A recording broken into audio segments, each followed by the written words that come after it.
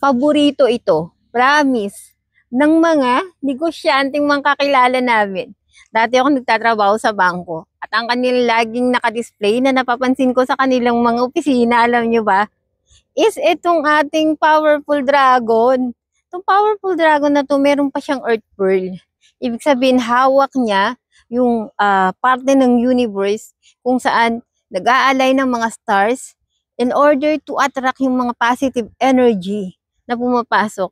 Kaya kahit hindi ka Year of the Dragon, dahil sa ikaw ay mahilig sa pagninegosyo or nangangarap or nagmamanifest na lumaki yung negosyo o gumanda ang pasok ng pera, eto talaga yung dragon na paborito ng ating mga business owners.